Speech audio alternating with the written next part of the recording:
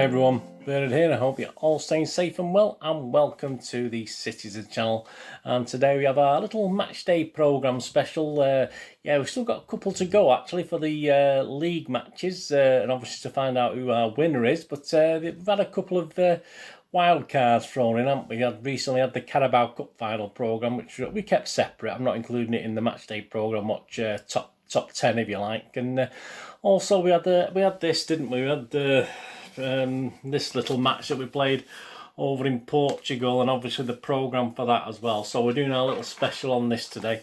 Okay, the game didn't go fantastic, did it? And it sort of hurts and pains to look through the programme after the game, obviously, and look at what might have been. But yeah, we're going to have a look at that today. Anyway, we're going to look at the Manchester City versus Chelsea Champions League final match day programme in our special match day programme watch. Please, if you're new to the channel, push that subscribe button, push the bell notifications so you know these little vlogs are coming out. And please, if you do check all my City stuff there's lots of history, lots of present, lots of quizzes, lots of different things on there.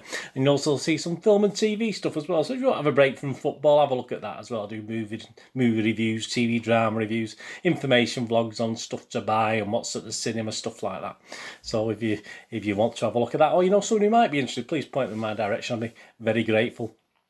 But it's football today, and I post loads of stuff. If you probably follow me on Facebook and Twitter already, or if you don't, please give me a follow. There's some links on the screen there. Post loads of football stuff on Facebook and Twitter as well. So I do check every 2 or 3 days and follow and friend everyone back on there. All comments are very welcome. If I know a couple of you guys will be watching this that would have bought this, have already got hold of this, and obviously if you went over to the game in Porto, I'm sure they're a bit bulky to carry around. I just like to stick a programme in my back pocket and get on with it. But yeah, I'm sure there's quite a few of these, but they are available online, so there's no particular site you can go to. Just try and they are £10. They cost £10, which isn't bad. That's normal for an FA Cup final, stuff like that. So yeah, that's quite a reasonable price. I expect a little bit dearer, to be honest with you. But yeah, you could probably pick them up. Don't be paying anything more than perhaps 14, 15 quid plus postage. So, I mean, there's plenty about on the internet, so you should be able to find a copy. And I say, even now, before I even go through it with you, it's a good value for money. I can't deny it isn't. So, anyway, leave us your comments. If you don't know comments today, just give us a thumbs up. It's always appreciated. It's nice to get views, but it's nice to get thumbs up as well. Right, as you know, if I do my little match day, I always have a flick through. It's 120 pages, so it's not stapled. Well, there you go. I mean, I didn't expect it to be stapled, to be honest with you.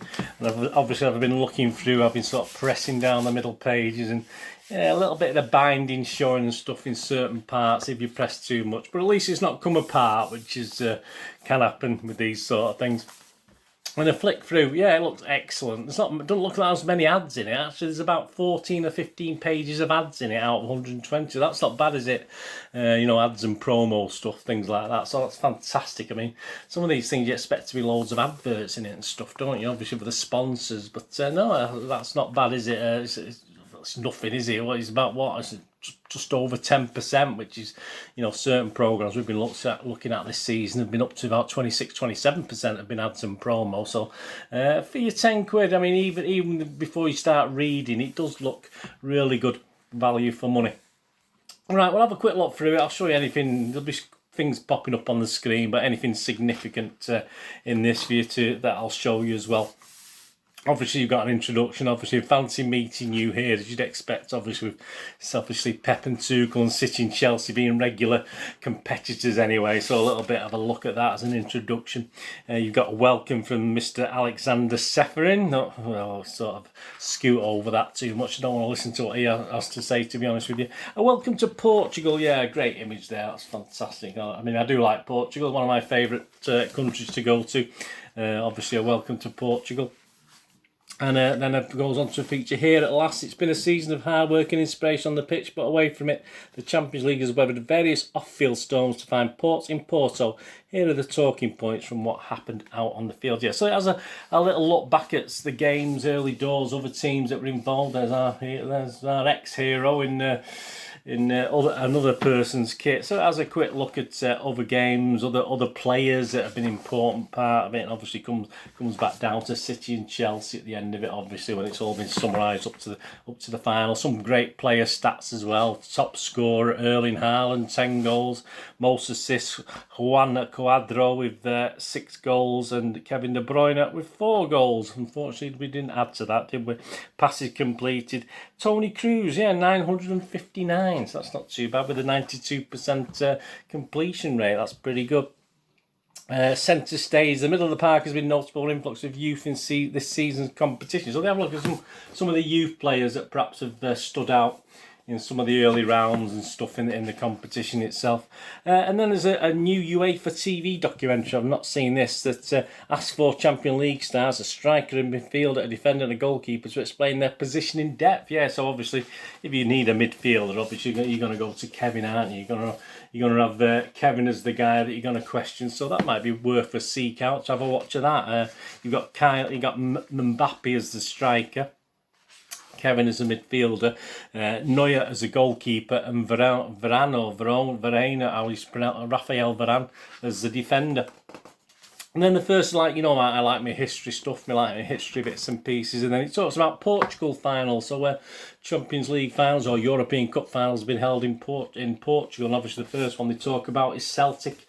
Of course, in 1967, the very first British winners of the European Cup, of course.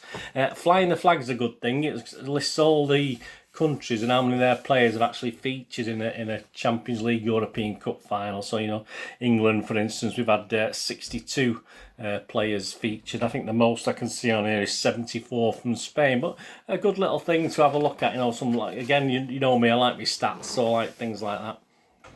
Home from home, a little feature here. Both Chelsea and City have forged a deep connection with the host nation, turning to Portugal to recruit a long list of special players and a special coach here. So they talk about City players and Chelsea and Mourinho and stuff like this. Obviously with the links to Portugal. It's nice as a host nation, that's quite right, that it should have some relevance in it as well. And there's obviously two of our newer acquisitions from Portugal. And there is a link there, isn't there, of course. And then you get your first bit, the first half, obviously you get Manchester City first, so our opening page for the Manchester City. And it's as you'd expect, home to perfection, so talking about how we played, how we got there, that sort of thing.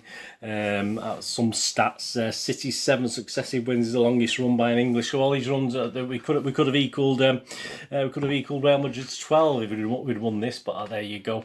All different things. A bit on Pep Guardiola, the story so far with Pep and how we've done, etc., etc. And your normal meet the squad, your normal pen pictures of details of the Champions League, which you'd expect in any away day thing. Nice little touch, a little thank you. Only a 2-page thing, but a little thank you to Sergio as well for obviously noting he was leaving City, etc. That's really good. And a little interview, question and answer thing with Philip Foden as well. So that was nice, a nice touch, asking him various questions about the Champions League and football in general, etc., and personal life. So that was a nice touch. And there's the honours page. We have an honours page there. It's going to be up on screen. And of course, it should take obviously only the one European honour so far, and still only the one, unfortunately. But it's nice to see, obviously, Colin Bell featuring in that picture there on the King of the Kippax. And then inside, and then you go on to the next page after the honours page. Obviously a great image, Summerby book, Lee and Bell with some spouses there, the Cup Conquerors, fantastic. So that's a great, I've not seen that image before anywhere, so that was really great to see. And then it gives you the lineup, City and Chelsea, so it more or less finishes the specific City stuff there, the sub-combined stuff to come out. It talks the first time, it talks about Porto beaten Bayern, and Rabat Madja brought a new goal scoring method to heel, so where he backheeled it in the goal, obviously, like you got the Panenka and stuff, and he became known for that, although obviously until I read this I forgot who perhaps did it the first time. But obviously that night when Porto won it, fantastic, wasn't it? Porto beat Bayern 1 May 1987, so it talks about that. Again, it carries on the Portugal finals, and it talks about Real Madrid in 2014. Final, obviously, where Atletico looked as though they were bound to win it, didn't they? Obviously they got a late equaliser and went on to win it in extra time. So Yeah, it just shows you, doesn't it? That was if you're an Atletico fan, that must be one of the downers. Chelsea, then you get your Chelsea bit, so you get your introduction page, and again, like the City stuff, obviously you get what they've done, how they've got there, some of the players, Tuchel, looking at Tuchel, etc. The pen pictures exactly the same as City. Then obviously you have the Drogba there, and obviously he went to China after that, didn't he? Obviously when they won it first time in 2012. Talks about that as Bill Laquetta is sort of interviewed, and there on his page, yeah, you might not know, younger fans probably won't know him, but Ron Chopper Harris, yeah, he was the obviously on their honours page. A few more honours than us, but yeah, I mean, just looking down the list of honours, I mean, I don't particularly call the UEFA Europa League a major honour, because I don't think it's competed by the best team, so I've certainly not that out. I would certainly not the UEFA Super Cup out of it as well. So yeah, when it boils down to it, they probably, with this title now, they probably won just one or two more than us. So I'm not going to say Chelsea are any bigger or any smaller, but hey, to Chelsea fans, Chelsea are the biggest club in the world. To City fans, it's, you know, I think to most of us, we're the biggest club in the world. So that's how it is. That's what being a football fan is. But it's nice to see Chopper Harris there with the Cup Winners' Cup. Yeah, he looks a very kind, gentle guy there, doesn't he? Excuse me, he certainly wasn't. And then you go through thick and thin and look back at some of the fans, from the fans' point of view for the season. Some interesting images of fans, and sometimes when there's fans in the grounds as COVID restrictions were lifted, then put back up again, etc., etc. So it's showing the various things, and we even got to sit. I don't know, the young lady, I don't know where she's from, obviously with her old. It's funny actually. I've been doing a go-to thing today, and that's obviously the kit from that time. So I don't know who she is or where she is, who she supports. It's Anya Hudson enjoys City success. So if you're out there, Anya, give us a shout. I'm not too sure who Anya Hudson is anyway. Then we get the look at the tactics. Yeah, the finalists City and Chelsea have stood out as prime exponents of tactical versatility in a season of innovations up and down the pitch. So yeah, you talk about your false nines and the fullbacks in midfield and false fullbacks and stuff like that. And obviously go on to say that City and Chelsea have been very good at doing that throughout the season. And then carrying on the Portugal finals, you got Bayern Munich as victory in 2020 there, so that continues a look at that. And we wrote our name in gold. Yeah, you couldn't really sort of go through this without obviously the fact that the win that Porto had, of course, under Mourinho, wasn't it, when they actually won the Champions League as well. So there's a nice history feature on that as well. As you say, such nice little mixes of City and Chelsea stuff, plus a lot of history of other teams, including obviously the Wembley win. I mean, there's one of the Wembley wins one of the wins at Wembley of Ajax 71 there. So obviously with that Johan Cruyff, a picture of Johan Cruyff on the pitch at Wembley, fantastic image of him on the pitch, and obviously talks about Ajax. And that's what I like about these things, because there's a lot of the history as well. Obviously back in the days of the European Cup, it was a proper winners' cup then, wasn't it? It wasn't what we get now, all and sundry. And then even from news from UEFA, it even tells us about, reiterates the 2024 and the change in the group stage things, which just just reads horribly to me as I read through it. It's just I can make sense of it, but again, it's just more teams playing more games, and probably that's why obviously this Super League was muted and stuff like that. But yeah, obviously it's they explain it in there, but it doesn't make it seem any better.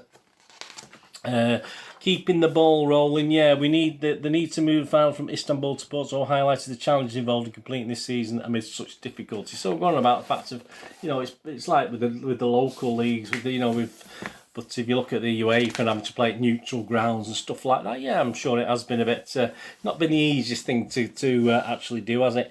And the final 4 pages really of interesting information is the history makers, which unfortunately City haven't been able to add the name to it, but obviously it's a timeline of all the winners of the Champions League up to obviously last year, 2020, Bayern Munich. But unfortunately, next year's programme, perhaps we'll be in it. Perhaps it'll be us again. But obviously, it would have been nice that 2021 for City to join that timeline, wasn't it? And then just some stats to finish off with the most appearances being Iker Casillas of Spain 177, and Cristiano Ronaldo of Portugal is just one behind him. So there you go. So some and goals as well, and Ronaldo leads on that from Messi, etc. So that's it. That's your thing on your back page. Excellent. I can't really say much more than that. It is an excellent read. It's something I've dipped in and read a few things now. I'll probably read a few bits again as and when. Certainly the history stuff, you can read it anytime you want, can't you? That's the thing about history. It doesn't ever get old, does it? Because it's already old, so it doesn't really make that much difference. But yeah, for a tenner, I thought that was excellent. Excellent value. If I ever was to put it into the top 20 of the programmes this season, it would certainly be well up there. You know, it's an excellent publication, and as I say, not too many adverts, not too many promotions or sponsors things, which is absolutely fantastic, and all credit to them. And I say, please, if you don't have a copy, I mean, it is all right. It's part of our horrible history now, isn't it? As you know, I do my horrible histories, but it is part of our history, isn't it? And say, hopefully, we'll soon be back to rectify it and win it next time. But it's a worthy addition to the match day programmes, and I'm glad I bought it. As I say, I always want to buy it. I would have loved to have bought it being there, but there you go. It's nice to have as a memento, isn't it? Anyway, let me know in the comments. If you got this, did you enjoy it? Have you managed to read through it yet? Anything that's outstanding? Say nice little touches, little homages, of course, to the 1970 Cup Winners team in there, Cup Winners Cup team in there as well, and stuff like that, which is nice, as I say. And obviously, as I say, it was 51 years, which is a record between a club actually appearing in a major European final. So we have that to hang on to, don't we? But as I say, but the wait goes on for us to get our name etched on that Big Air trophy, unfortunately, doesn't it? But I'm sure we'll be there eventually. Anyway, thanks for watching. What are we going to do the rest of the day? Have a great one. Look after yourselves, look after your friends, look after your families. More importantly, let's all look after each other. Till we meet here again on the Citizen channel, or perhaps have a flit across, have a look at my film and TV channel. All I ever ask you to do is stay safe, Blues. Come on, City. Thanks for watching. Bye for now.